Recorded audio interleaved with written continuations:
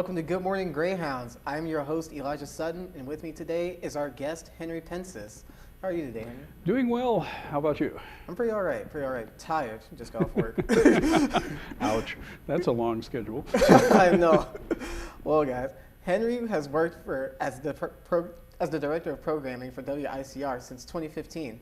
Prior to joining UINDY, Pensis worked at many different radio stations across the country in states including Tennessee, Florida, Louisiana, Alabama, and Illinois.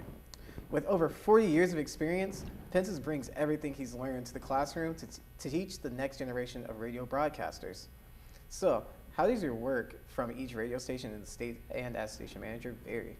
It's been different. I started actually in the western suburbs of Chicago. I was the founding music director for WDCB, which is now the jazz station, located at the College of DuPage up there. And I've then actually been up there. It's neat. Have you been to the college? Yeah, because Okay. I went to Columbia College, Chicago before. Okay, because I was in the temporary buildings, that was back in 1977, and I understand 2 years ago they finally tore down the temporary buildings, moved us into the Mackinac Center up there apparently. And then about 3 years later, I was the program director. At that point, we had students who worked with us, and actually our first group of students did quite well. So while I wasn't teaching in the classroom, we had one of them who went on, got a master's at Southern Illinois, and went on to run the Ted Turner CNN remote unit. Oh, goodness. He still does Major League Baseball, although he's semi-retired at this point. We had another one who went down to WUWF, a public radio station in Pensacola. She was the music director there. Wow. Another one, Chris Roche, went on into news with Scripps Howard. Jeez. We had about 5 or 6, and the hit rate was really good there. Then I ended up going, that station, we shared the frequency with a high school station in Elgin because frequencies are scarce in the Chicago area. Oh yeah, they really were. And they finally solved that to become a full-time station, but I wanted to get that a little sooner, so I went down as program director for WHIL at Spring Hill College in Mobile. Again, another public, these are all public radio stations. And that was to get experience working with the Corporation for Public Broadcasting, with audience research, and also with essentially learning to network with the program providers down there. And then about 3 years in, the opportunity came up to be the general manager at WWNO in New Orleans. That's a big deal. I was always fascinated by New Orleans anyway, and it's we lived mid-city, not too far from the above-ground graveyards. Oh, that's cool. Actually, in Katrina, that one didn't flood. So that was actually the high ground at that point, and really enjoyed my time there. Did you guys get to experience like Mardi Gras during that time? Oh yes, like, Mardi Gras went 2 station? blocks from our house in Mid-City. Wow. My wife couldn't see it though, because at the time she was pregnant with our daughter, and she had not had all of the vaccines that you needed to have, and had to avoid crowds, so she didn't get to see it that year. Oh, that's sad. And we actually were there. There was a little snow one year that we were in New Orleans, so we got to experience a snowy Mardi Gras one season there. And that gave me a lot of experience. I suddenly discovered being a program director and being a station manager are 2 different things. How do they vary so much? Well, you get to do content, and you get to play and be creative. And in management, it's a lot of business skills that I didn't have initially. You have to learn cash flow, grant writing, you learn to do on-air fundraising, you learn to do corporate gifts, you learn to sell underwriting. Wow. And it's much more the business end. But shortly after that, I got to do a lot more of that in a TV radio combination at the University of Florida in Gainesville, where I was for 20 years. So you went from Florida to New Orleans, then back to Florida? No, I went to New Orleans. I was in Mobile, Alabama. Mobile. And we were on the same parallel, essentially. So I went west to New Orleans and then back east to Gainesville, Florida, at the University of Florida there. And that was a really wonderful experience. We had a great general manager over TV and radio. We did combined projects, which gave me some of the business end, which I had gotten better at that point. And brought me into, actually one of the very unusual experiences I had was a television experience. When my daughter was, she was old enough that Barney was a big thing. And they wanted us to come on, and they wanted me to pitch with her in my arms for Barney. Oh, okay. This was during winter, so How'd they put, you like that? well, this is what happened. we had students who were running the productions just like we do here, except that at the point just about 20 seconds before I went on, my daughter squirmed out of my arms because she wanted to play with the plastic snow. And I'm sitting there going, I'm going to have to pick her up, or she's going to scream, and that's not going to raise a lot of money for children's programming. So I ducked, and I'm going, I hope they follow me. They didn't. So they have video of me ducking out of the shot, grabbing her and bringing her back up while she's holding. At this point, they'd given her a Barney to play with. So I went, okay, that's a great first experience in television. So, that's amazing. Oh. And then after that, after 20 years there, they did a lot of remodeling. We had commercial and non-commercial radio station where Red Barber actually got his start on the commercial side. Oh, wow. We had high and low power educational TVs, and I'd put a second educational station on in the Nation Coast area. Wow. And they decided they didn't need managers anymore, and they didn't need program directors. They would have one of each. They brought in a general manager from the commercial world, and my station of 12 and a half turned into a station of 4. So that's why I moved up to Middle Tennessee State for about 5 years, working with kids there. Again, they were not as incorporated in the learning experience as they are here. At Florida, they were much more involved. It was heavily, the whole communication school came into business in Florida because the newspapers needed people who were literate, who could write. And then they branched off into TV and radio. And so we had, our main emphasis there was journalists. And we had one of our students, oh, I forgot to tell you, one of the guys at College of DuPage went on to do the NPR hourly newscasts at that point. That's but impressive. If you look at the Weather Channel, one of our former grads, Stephanie Abrams, has been on there for years. Yeah. She's a Florida grad. Erin Andrews in sports was a Florida grad. Wow. Bob Villa of the old public TV house construction, reconstruction show, he was a University of Florida grad. So Wow. we had a number who went on and did well both in commercial and non-commercial. And less of that structured experience, of course, at Middle Tennessee State, and then much more so here since I came up. But the nice thing about coming up here, I was manager at most of those last 3 stations, but I kind of have had the opportunity to get back into the creative end with the students too. So that's been a wonderful experience and kind of rejuvenating for me, because I'm getting old. What can I say? Hey, not yet. I've been in this for over 40 some odd years. So. Hey, you're still going strong though. But we're glad that you're here at WICR, and we actually had our own technician here, broadcast technician, Owen Cooper, give us a UINDY TV tour of WICR's studio. So let's have a look. Hello, I'm Owen Cooper, and welcome to the WICR studios.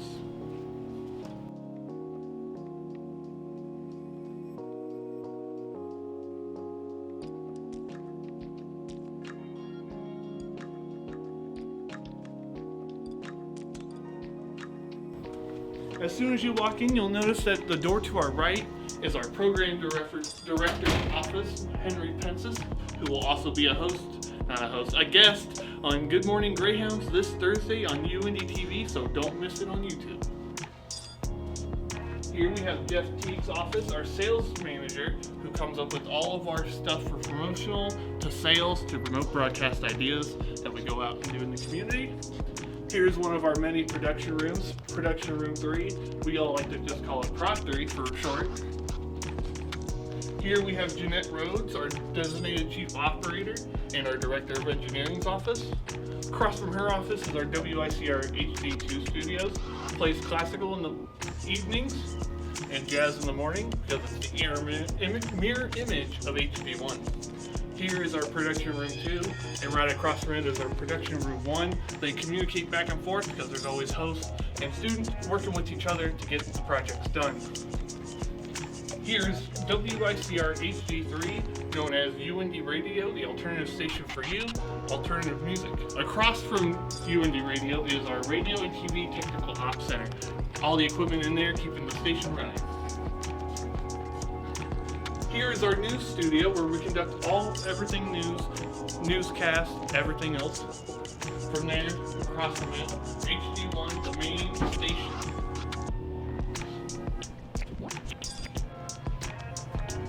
And then across from HD1 is our talk studio where all our hosts gather for their shows, such as Kenny Phelps for Smooth Jazz from 12 to 1 weekdays, and then our Saturday talk block from 10 to noon. And then we have our computers for everything music and traffic, for our programming, music, the variety. From here, we have the wonderful Student Management Office, a place where students, management members, and just other people can just come up, hang out, have some fun, and have some recreational time.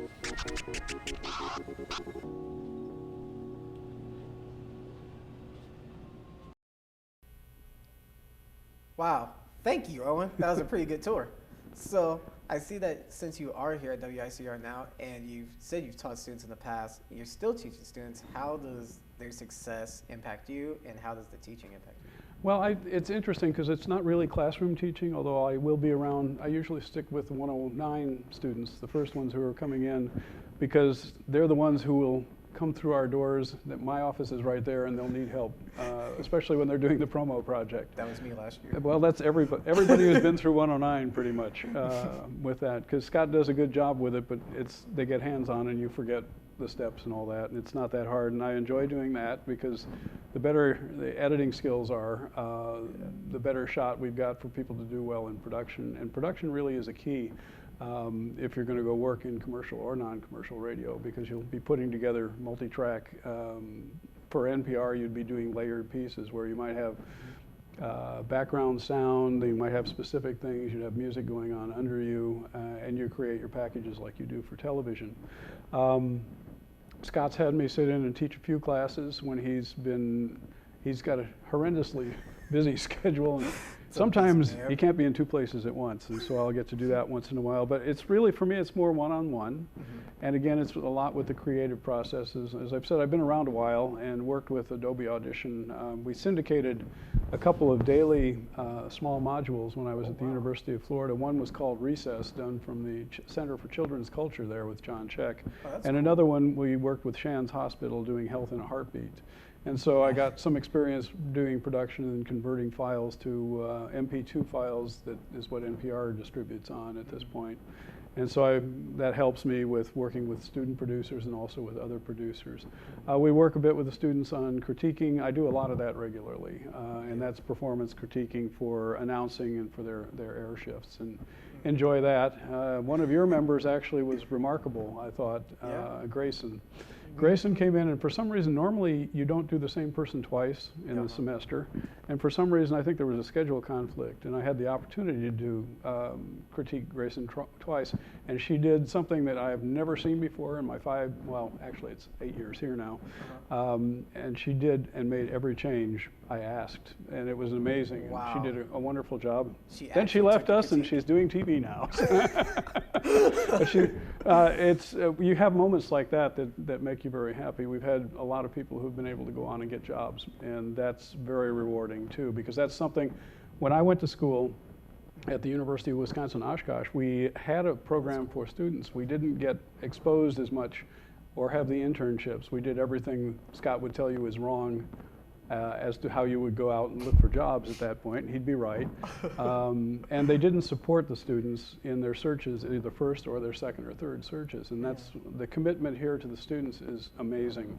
And it's one of the, I don't know that you guys, this is not the way it is in the real world. If you went to some of the other schools, here, go look at these job places and let me know if you want a reference, as opposed to being set up for success like you are here. And that's one of the other things that's been very attractive. I was told about that in the interviews, but having lived through it now for a while, it's what distinguishes this program in media communication that is you won't find it other places. Like being able to experience that firsthand. It's like you're getting that hands-on experience with the students, like you said.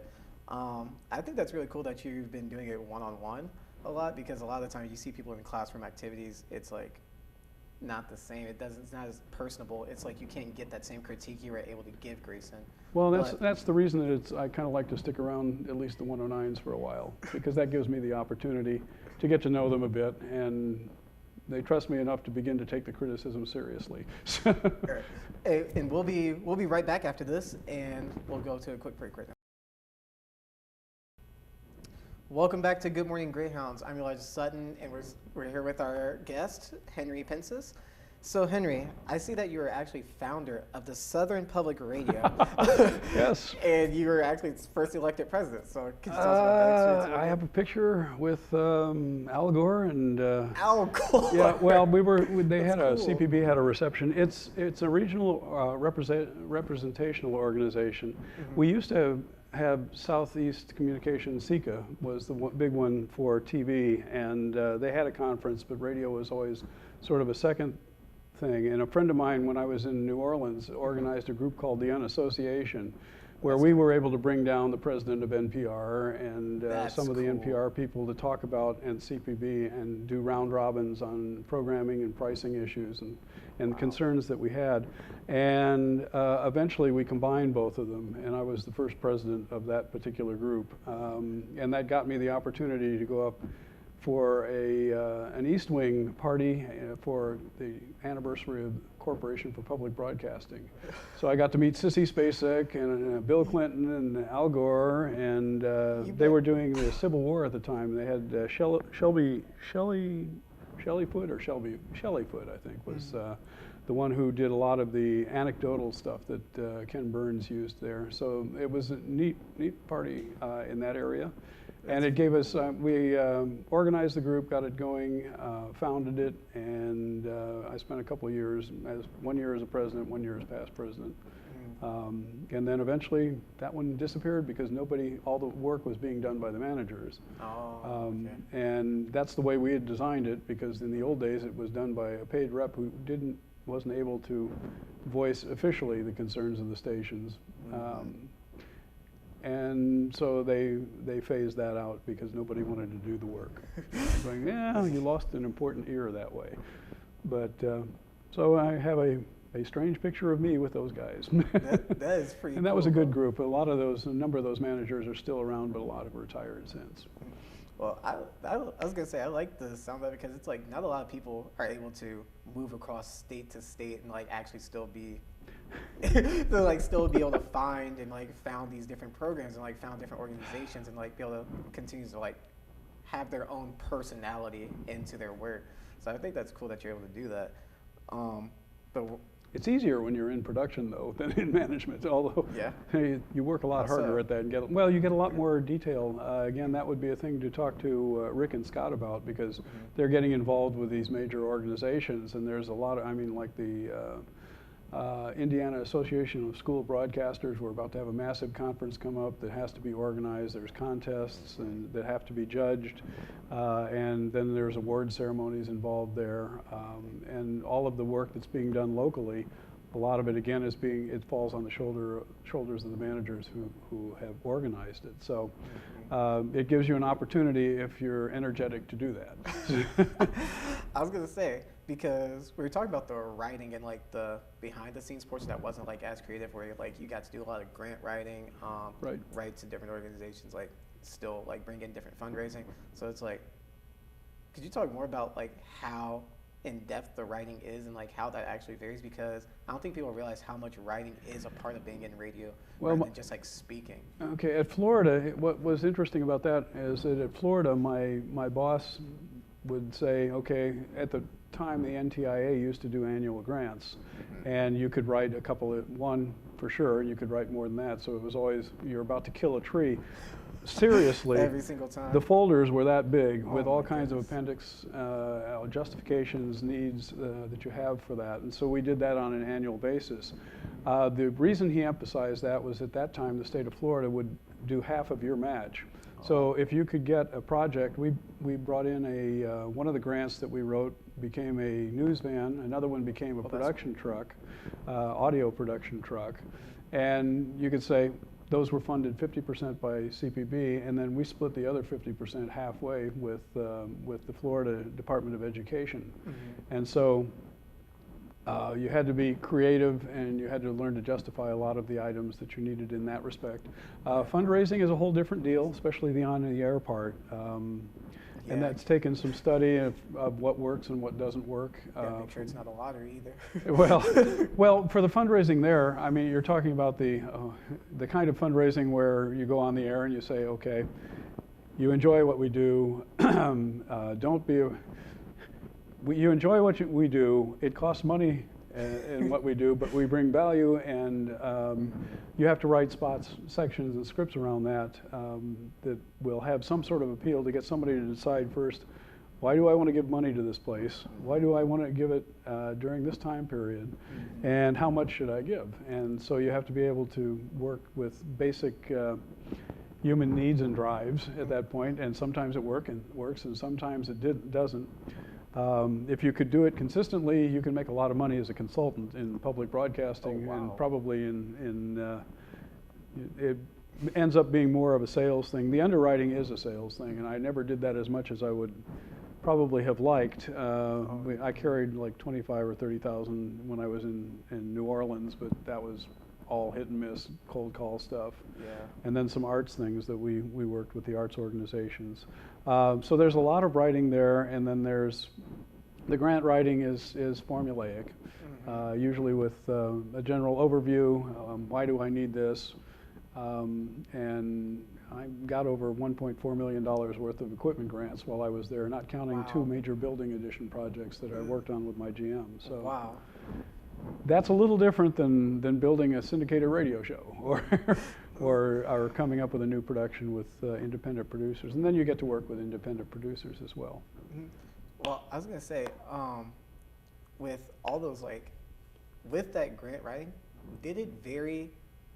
So, say, because I know you do our pledge drive here, and I was a part of that, and that was clearly super successful. Well, it's pretty, as far as the you're kind. There, it was very successful. It was definitely fun to do.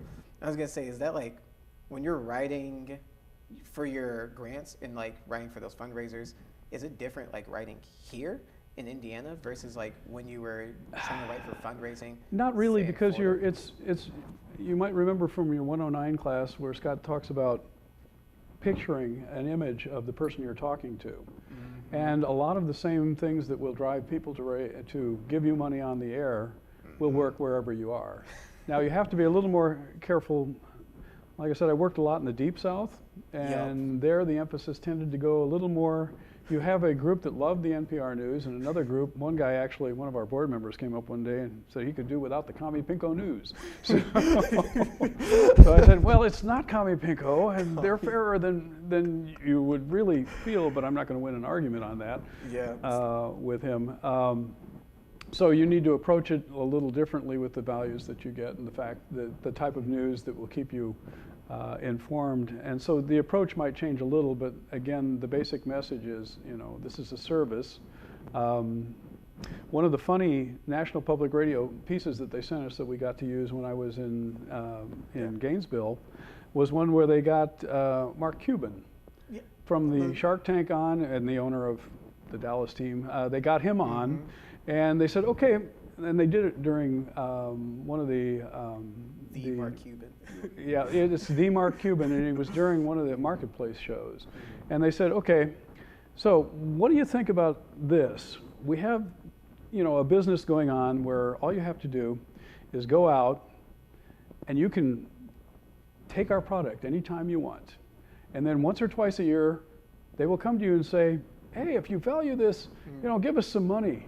We'd love to have and be able to continue to do this for. And he said, what do you think of this business plan? And he goes, you people are crazy. And it's a hilarious spot, very effective though for on air, because then you can play off that, and you can tell them to prove Mark Cuban's wrong. So that's a bold statement by Mr. Mark there. Well, it's as a business plan, it is different, because in Europe you have some systems that were based on monies that you'd be sort of taxed for it. Here, they will always talk about the amount of money that the public spends. That I don't want to give my money to public broadcasting. One of our brilliant people at Tampa in the TV station walked into her Republican rep there, because that tends to be the group that you need to convince, and threw $1 on his table. And he said, what's that for? He said, that's how much you paid this year for public broadcasting. Oh, and here's a quarter for public radio. And that's a very great demonstration of visual of exactly how much it really costs you and the value that you can get from it. Now, we don't get that kind of money here because we're a private university, so we are not in a situation where we're receiving federal dollars, although we could. I think we have enough people to qualify now, but it's a lot of paperwork too for Scott, like he needs more of that. Yeah, I was going to say, Scott's got his hands full. So that's why yes. That's why he's got you over there. Well, I'm working with you guys. It's more fun. I was gonna say we were able to like actually learn and cultivate our skills in 109 a lot more with you being here. So with you able to actually have all the experience was very nice to come in, because it's not like we're coming in to someone who's like also just becoming new to this or something, or like just. Well, the first year I was new to it, so but after that, back in 2015, I've been around long enough that I've seen a number of you come through and go through the full 4 or 5 years to get through school and go on and start careers. So that's been a great reward, and that was one of the things that attracted me to the job, because I've been around students and we've been formally part of several major programs, and most of the ones that we've been able to give some skills to have done well. Well, that's good. That's good. Well, I think that's all the time we have for today, Henry. Thank you for coming to join us. My pleasure. I was glad I could do it. This is Good Morning Greyhounds. I'm Elijah Sutton. This is our guest, Henri Pensis. We'll see you next time.